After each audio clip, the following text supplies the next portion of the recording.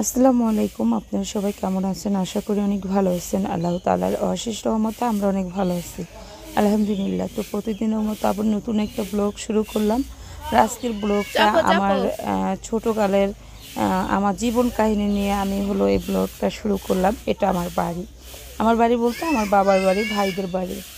তো আমার বাড়ি কি বলবো, আমি যখন এই বাড়িটায় আমার পুরাটা শৈশব, অনেকটা সময় আমি মনে হয় যে এই বাড়িতে কাটাইছি। এটা আমার পুরো একটা বাড়ি। আর যখন বুঝি নিজের বাড়ি হিসেবে, তখন বাবা মারা গেল। বাবা মারা যাওয়ার পরে আমি খুব ছোট ছিলাম। আমার বাবা যখন মারা গেছে, বাবার আদর পাইনি তেমন করে। পাইছি, অনেকটা পাইছি। আমার বাবার সবচেয়ে আদরই ছিলাম আমি। আমাকে খুব আদর করতো আমার বাবা।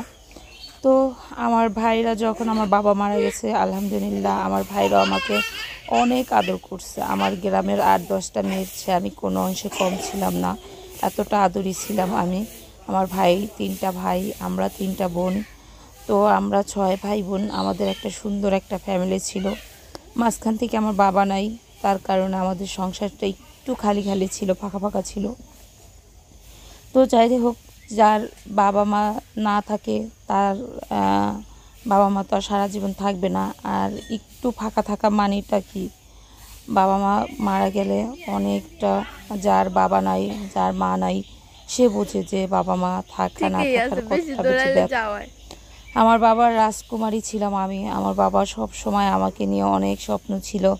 আমার বাবা আমাকে সারাক্ষণ গোসল করতে গেলে গোসল করতে নিয়ে যেত। আমার বাবা যখন যা খাইতো আমাকে এক মুষ্টি হলো আমাকে দিত, আমি খাইতাম। আমার বাবার প্লেটের ভাত আমি না খাইলে আমার পেট ভরতো না। তো সেই বাবা আর এখন আর নাই। তার কথা সারা জীবন আমার মন থাকবে, আমি যতদিন বাঁচি আমার বাবা আমার জন্য কী করছে।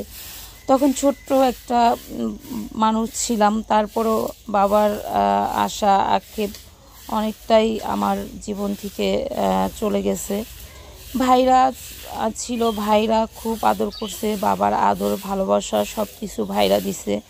মা তো ছিলই পাশে, মাথার উপরে ছায়া হয়ে। বাবা বলেন, মা বলেন, মা একাই ছিল আমার জীবনে আর বাকিটা সময়।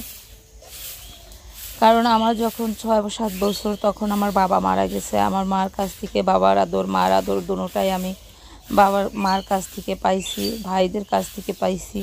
ভাইরা প্রবাসে ছিল, 3 ভাই প্রবাসে ছিল। আমার বিয়ে যখন হয় তখনও ভাইরা প্রবাসে ছিল। ভাইদের ভালোবাসা কতটা যে আমি পাইছি তা বলে বোঝাইতে পারবো না, অনেকটা পাইছি।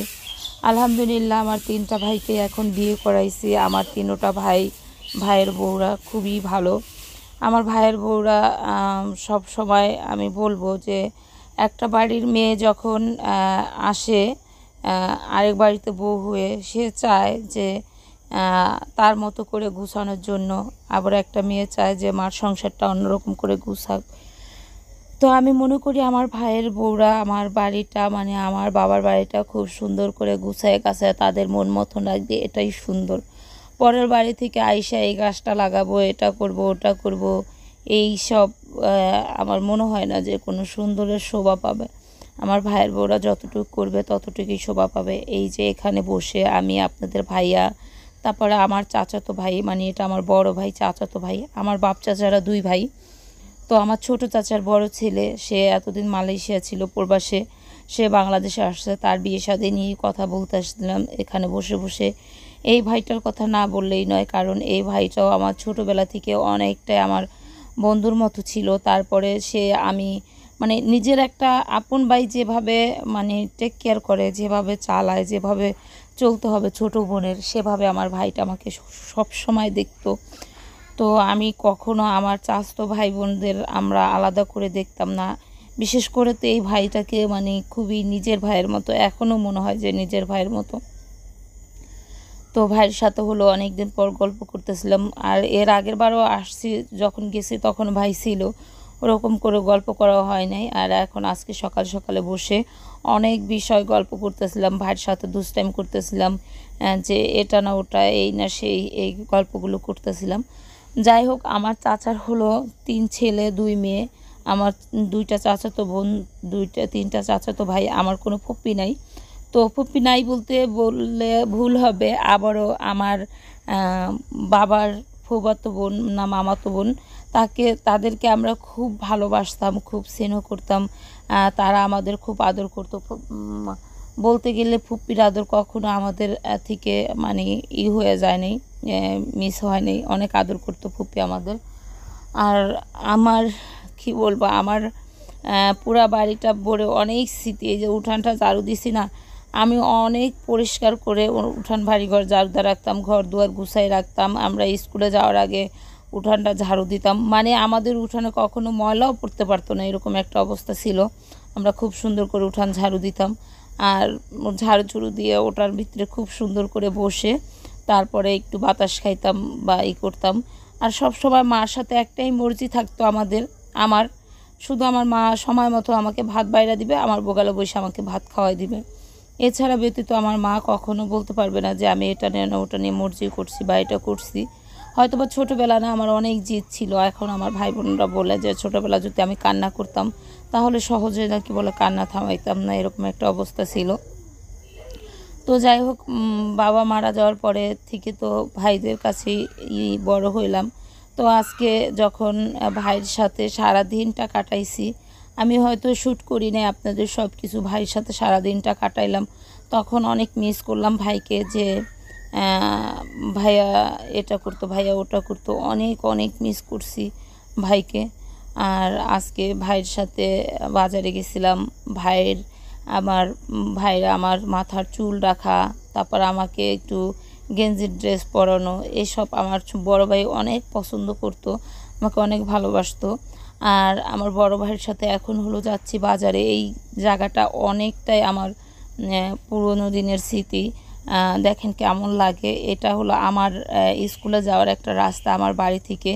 এই নদীটা দিয়ে কত নৌকা দিয়ে গেছি, আর এখানে এখন হলো কচুরিপানা দিয়ে ভরে গেছে, আর কত সুন্দর সবুজ লাগে। আপনাদের দেখে অবশ্যই অনেক ভালো লাগবে। এটা হলো আমার স্কুলে যাওয়ার রাস্তা। সেই শৈশব কাল, সেই ছোট্টবেলা স্কুলে যাইতাম। এটা আমাদের হাই স্কুলের রাস্তা। যখন 6 ভর্তি হয়েছি এখান দা হাইটা যাইতাম, এখন আমরা এখান দা গাড়িতে উঠা যাই। আর সময়গুলো কতটা না সুন্দরভাবে কাটছে। ভাইয়ার সাথে জুতা কিনতে আসলাম, ভাইয়া জুতা কিনে দিবে, এই জন্য হলো জুতা দেখলাম ভাইয়ের সাথে। অনেক মানে আমার ভাই যখন স্কুলে পড়তাম, ভাইরা দুপুরবেলা আমাকে নেওয়ার জন্য যাইতো মোটরসাইকেল নিয়ে। তারপর আবার সকালবেলা আমার ভাইরা ঘুম থেকে তাড়াতাড়ি উঠলো যে আমি স্কুলে যাব, বলতো যে দাঁড়াও আমি স্কুলে নিয়ে যাব। অনেক সময় মিস করতাম যে বান্ধবীর সাথে হাঁটতে হাঁটতে যাব, তাও আমার ভাইয়ারা এত ভালোবাসতো যে আমাকে হাইটা যাওয়াটা মনে হইতো যে অনেক কষ্টের। অনেক মানুষ আছে যে করে আগে যাইতো, হাইটা যাইতো, ভাইরা এত আদর করতো। তো এটা আমার বড় ভাই অনেক বছর প্রবাসে ছিল। আমার এই ভাইয়ের ছেলেটাই অনেক অসুস্থ, অপারেশন করা হয়েছে, আপনার কি বলে heart surgery, open heart surgery. তো যাই হোক, আমিও জুতা কিনলাম, আর আমার ইসের জন্য জুতা কিনলাম। আমার ফ্যামিলিতে আমার 3টা ভাইয়ের বউদের কথা না বললেই নয়, কারণ আমার ভাইয়ের বউরা খুবই ভালো মানুষ। কখনো আমাদের ওরকম চাহিদা ছিল না যে এটা না ওটা, ওটা না ওটা, এরকম কোনো চাহিদা ছিল না। সব সময় চাই যে মিলেমিশে থাকি, আর সবাই একসাথে মিলেমিশে থাকাটা অনেক ভালো। হিংসা মানুষের অধঃপতনের মূল। ভালোবাসা যতটাই থাকবে ততটা মানুষের জীবনে সুখ শান্তিও থাকবে। ইনশাল্লাহ ভিডিওটা দেখতে থাকুন, যদি ভালো লাগে অবশ্যই একটা লাইক দিয়ে দিবেন।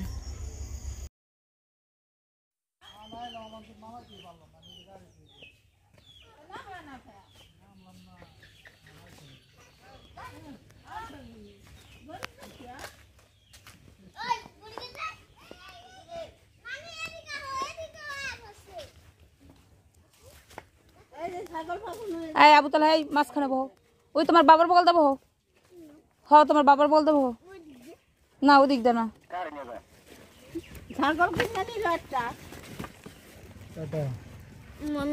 হ্যাঁ এদিকে বহ। এ মামা গাড়ির সাইড কোনটা? ওই সাইডে গাড়ি দেবো, ওই সাইডে যাও, ওই সাইডে যাও, ওই তোমার বাবার ওই সাইডে। সাইডে